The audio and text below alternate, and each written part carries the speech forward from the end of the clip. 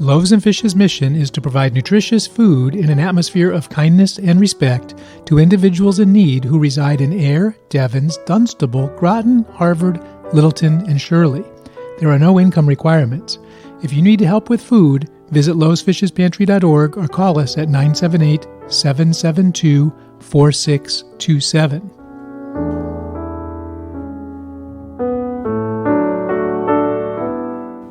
Hi everyone, and happy Valentine's Day. Thanks for coming to our Quilt Raffle drawing. We're really excited to have you. I'm Patty Stern, Executive Director at Loaves and Fish's Food Pantry, and with me today is Scott Lewis.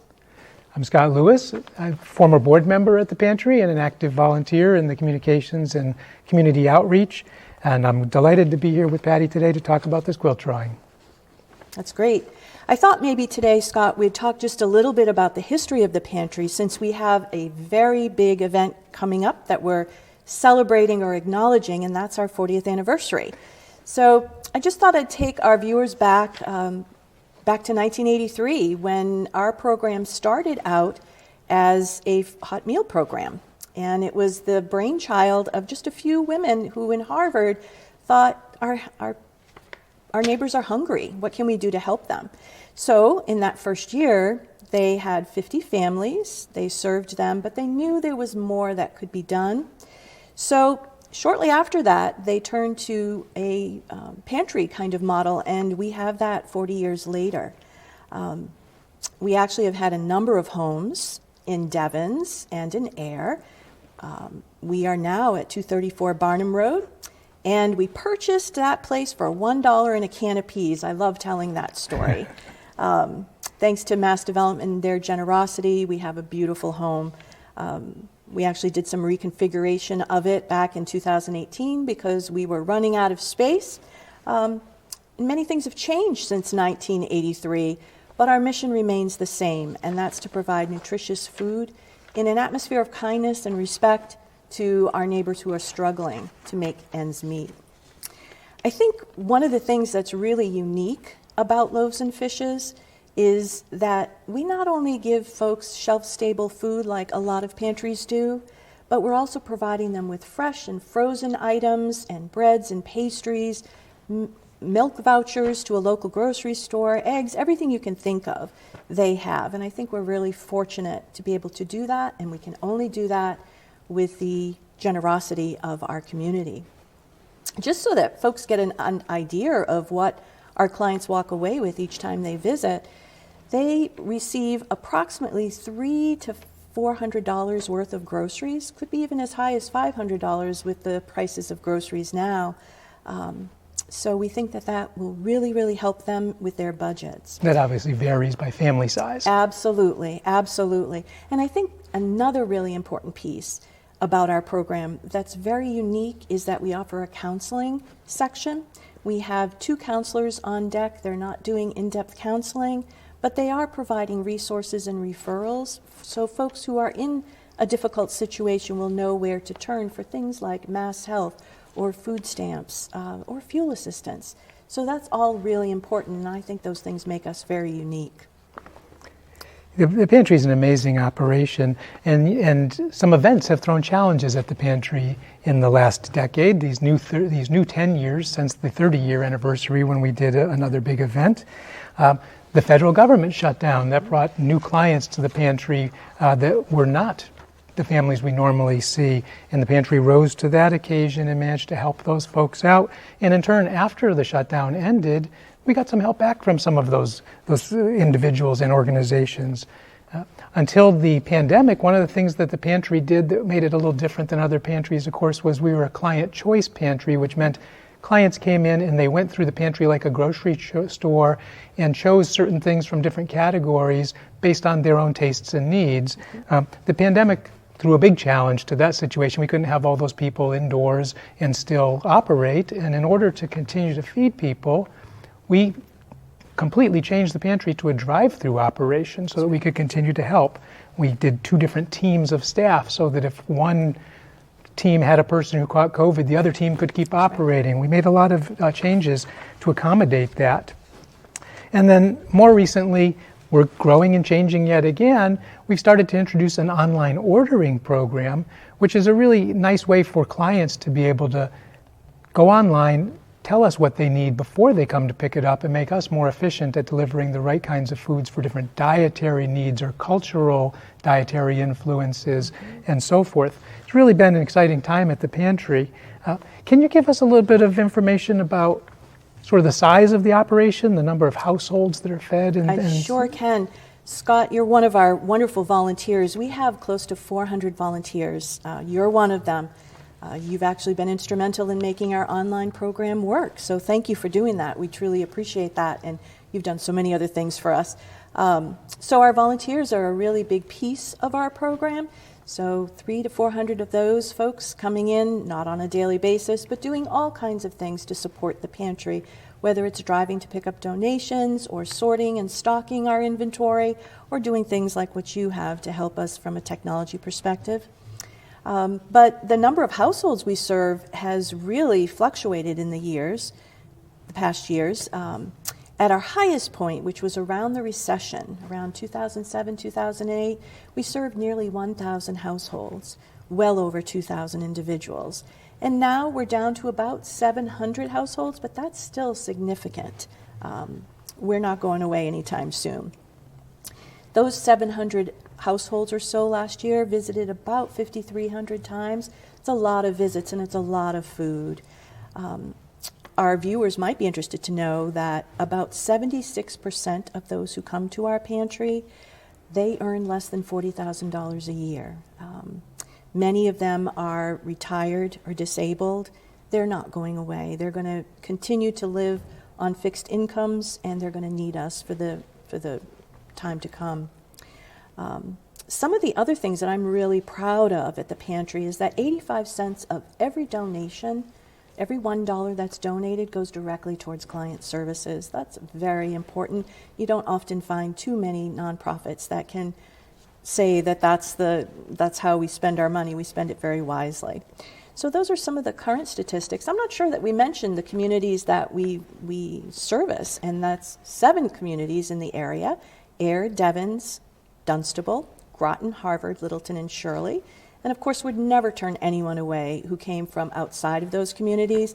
We'd give them food for a few visits, and then the most important thing that we can give them is resources and referrals to a place within their own community that they can go to get help. Can you tell us a little bit about, now that we've gone through all the statistics, can you share with us some of the things that are going on from your role as our community outreach and relations committee member? You know, some of the things that are going on are upcoming. Would you share those with us? Absolutely. This is a big year. So, Loaves and Fishes has been doing this for 40 years now. And as a result, we not only have some of our normal events coming up, which I'm happy to talk about, but we also have some events that are a little bit new and different. Some are still in the planning stages, so I'm not going to go into detail on those until we have more information about them. We have an event coming up on Monday, April 8th, which is called Soup for Your Soul. And that's going to feature some area restaurants and their signature soups, and it's an opportunity to join Loaves and Fishes, tour the pantry, and reflect on the past 40 years and acknowledge those who have made it possible. We also have National Volunteer Appreciation Month coming up throughout April, and that's a great opportunity for us to show our gratitude to all the people you mentioned that make this possible. 360 plus volunteers, numerous donors, both on the business side, but also more than 60% of our donors are individuals. And they're very, very important to the operation. And donors in a food pantry is both donors of financial support, but also donors of food. And we're going to talk about another piece of the puzzle in just a moment. Before I get there, I want to mention that on Cinco de Mayo, Sunday, May 5th, at 1 p.m., we have our annual Spring into Action 5K fundraiser for the pantry, and that's a wonderful event that takes place in Devens. You start in Rogers Field, and there's a course that you can walk around on the sidewalks around the area. You do your 5K, walking or a fun run. It's not a race per se, but it's a great opportunity to run or walk with family and friends as a team from your neighborhood, from your family, from an organization, from a company or a school. It's also an opportunity for area businesses to sponsor the event. And of course, we need some volunteers to operate the event. If you're interested in the Loaves and Fishes Spring into Action 5K, you can go to our primary website, or you can visit the website specific to that event, which is just L as in Loaves, F as in Fishes, walk.org. So lfwalk.org. We also have the Postal Worker Food Drive coming up. Postal Worker Food Drive is on Saturday, May 11th, and you'll be seeing in your mailbox, if you're in one of our communities, a reminder postcard and a bag in which to place your donations, and then your postal worker will pick those up on the 11th and bring those to the pantry. That's a pretty big operation for bringing food into the pantry once a year. There's also a way for you to help bring food into the pantry on a more regular basis, and that is through the Neighborhood Food Project. This is something that began in Groton in 2014 for us. It was modeled after a program that's based in Oregon, and it establishes neighborhoods with a neighborhood coordinator, and the coordinator's job is to organize getting the food from all the neighbors in the neighborhood. Typically, you get 1 or 2 items a week and you set it aside until it's time for the collection to happen. Then the neighborhood coordinator arranges the volunteers to come and pick up all of that food and bring it to the pantry. And we have a new campaign for our 40th anniversary called 40 for 40. We're looking to add 40 new neighborhoods to the Neighborhood Food Project effort for Loaves and Fishes this year. So if you're not in a neighborhood that's already participating, and a neighborhood could be where you live, it could be your floor in an office building, or your department in a company, it could be your organization, it could be a sports team that you're part of. Any kind of a neighborhood works for the Neighborhood Food Project. If you're interested, go to the Loaves and Fishes website, which is loavesfishespantry.org, and look under the Donate Food section and learn more about the Neighborhood Food Project. Also at that Loaves and Fishes website, the loavesfishespantry.org, you can subscribe to our email list. And of course, you can also go to Facebook and follow us on Facebook if you're interested in keeping track of us there. As we announce these additional events that I alluded to, the details will show there. It takes a community to make this all possible. Patty, can you tell us a little bit more about our community? I sure can. It's an amazing community. When I first started working at the pantry over 15 years ago, I was amazed at all the generosity and really the big hearts of not only our volunteers, but all the donors, the businesses, the houses of worship, the schools, the Boy Scouts, the Girl Scouts. Everybody has a hand in it. And I can tell you, without exception, everybody comes to the pantry with their donations, visits the pantry, and they just are filled. Their hearts are filled. If only they could see the huge difference that they make to our clients. We hear stories every single day about how much the support from the community and Loaves and Fishes has meant in their lives. So yes, it is a community effort. It's a true community effort, and I'm proud to be part of it. We are grateful for our volunteers, our donors, our business partners, and we encourage folks who aren't part of the pantry yet to consider being part, whether it's volunteering or donating. So if you'd like to contact, if you need some help, first of all, that's the most important piece, please give us a call. Contact us via the website. If you need that help, we're here for you. But if you'd like to help, we're also looking for more volunteers and more assistance. We could use folks with special skills, such as Scott, who has a technical background. We're thankful for Littleton Community TV for allowing us to film today. So we need skills like that. If you have administrative skills, if you have an idea and you want to be part of a fundraising event, we're absolutely open to that. So come and visit us. So now, before we do our drawing, we're going to show you a quick video about Maureen Clapp, who is the creator of this beautiful quilt that we're about ready to raffle off. So stay tuned. It's a beautiful quilt, and it's going to be a great quilt for somebody to win in the drawing. Let's take a look. Your heart explodes when you are giving back to the community. Hi, I'm Maureen Clapp, and I made the Exploding Heart quilt for Loaves and Fishes Raffle. I've been quilting for about 30 years. My mom was a sewer. She sewed all our clothes. And out of 4 girls, I'm the only one that took up sewing. First with making doll clothes, then with making regular clothes for myself, and then progressed into quilting.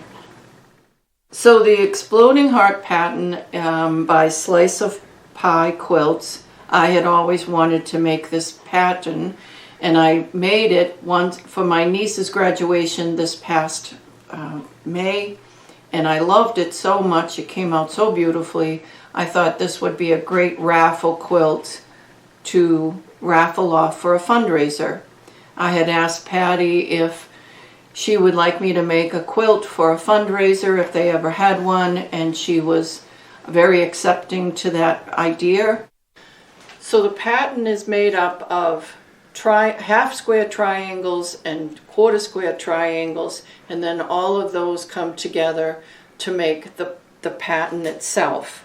So what we do is we put a background fabric, which I chose to use white, and the 5.5-inch squares that I chose, and we make a mark diagonally from one corner to the other, and then we're going to sew. And once we do that, we'll cut on the line, and we have 2 half-square triangles. And then sew them together. It's almost like a building block. You sew parts together to make a block, and then you sew the blocks together to make rows. You sew the rows together to make the quilt. My favorite part is putting it together. My least favorite part is ironing. I do not like to iron, but it has to be done. So once the 3 pieces of the quilt are done, the top, the batting, and the backing, I attach it to, the backing goes to these 2 poles, the top goes onto this pole, and the batting in the middle, and then I can use my long arm to make designs for the quilt.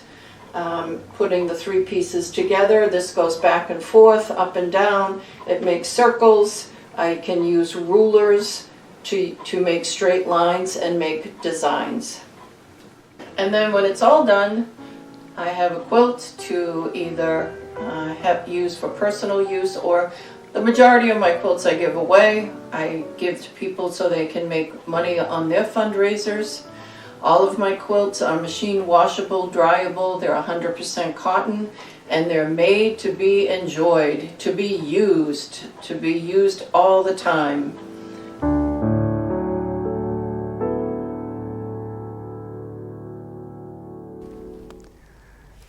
I am so thrilled today to have Maureen Clapp with me, the creator of this beautiful quilt. Welcome, Maureen. And thank you. Thank you so much for being here. Oh. We really appreciate it. You did an awesome job with that segment, working with our production crew. Wonderful job.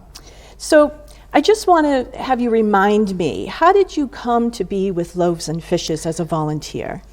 Well, I saw an ad in the paper about looking for volunteers for Thanksgiving. It was either Thanksgiving or Christmas holiday.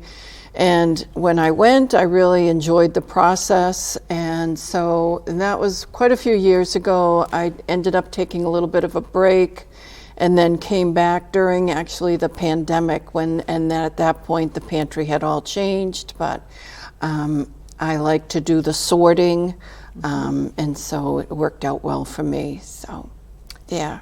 That's great, Maureen. And you brought to us one of our new staff members, your husband, Ed. And yes. He drives our truck, and we're so glad to have him on board. Thanks for drawing him into the pantry. We appreciate that.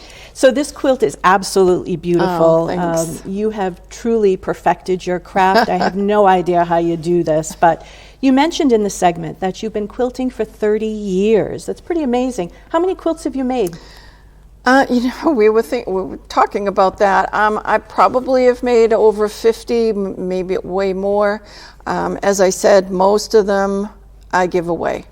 I have made Ed quite a few, but other than that, I give them to for fundraisers or family members, DCF. So, you Wonderful. know, charity quilts is Great. it, yeah. What are your favorites? What's your couple of favorites? Well, this one actually turned out to be quite a favorite of mine, and I loved how it came together. I love all of them, and really by the time I finish them, I don't want to give them away because you become so attached to them. But, Wow. So. Okay. So how long does it take to make a quilt like this? I imagine many, many, many hours.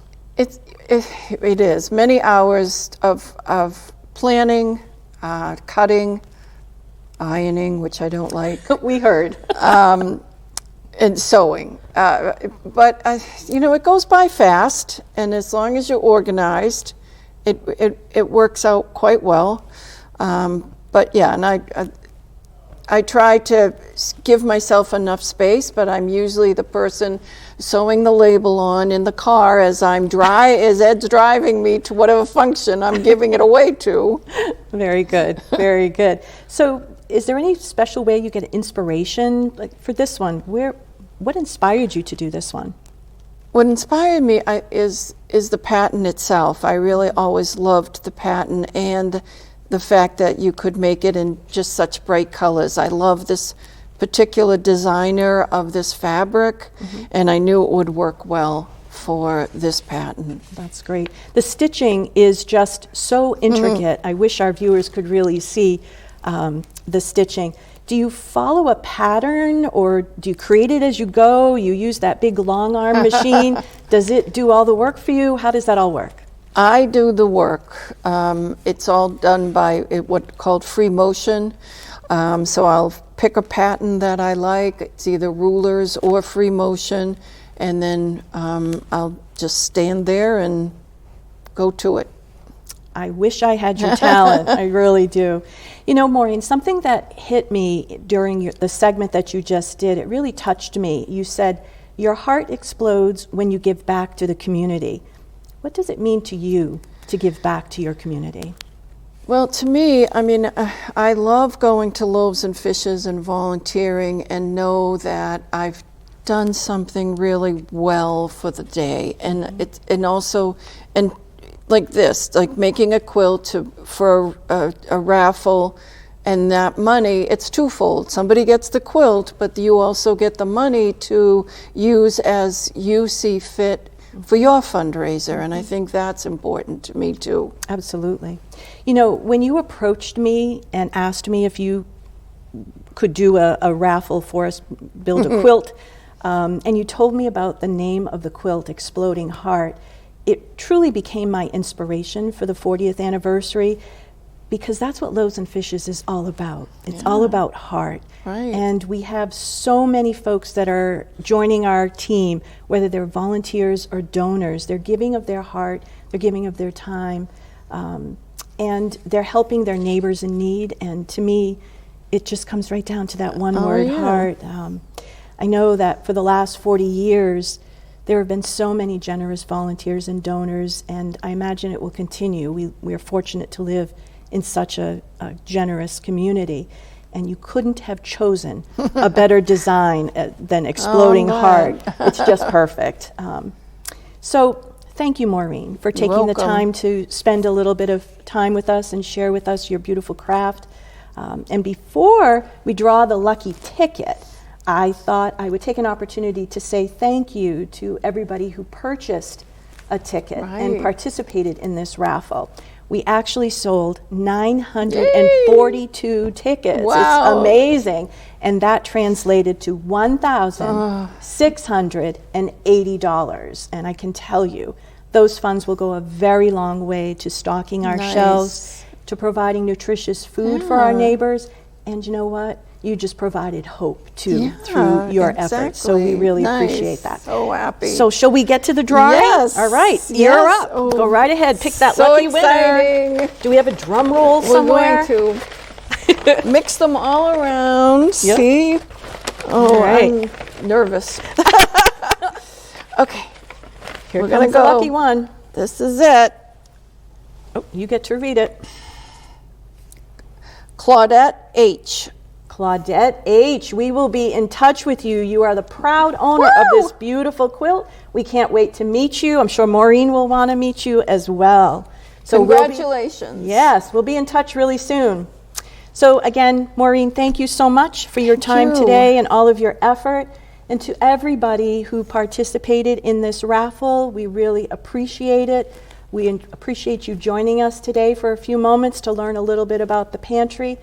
And if I could leave you with a few words, please remember that if you would like to be part of this wonderful Loaves and Fishes team, please call us. Please visit our website. We'd love to have you join. It's a great place. And equally as important, if you or someone you know needs help, please visit. We're here to help you. Happy Valentine's Day to everybody. Enjoy the rest of your day. Through the generosity of donors and volunteers like you, Loaves and Fishes helps more than 600 families throughout the year. To learn more about donating food, financial support, or your time and skills, visit the donate or volunteer pages at loavesfishespantry.org.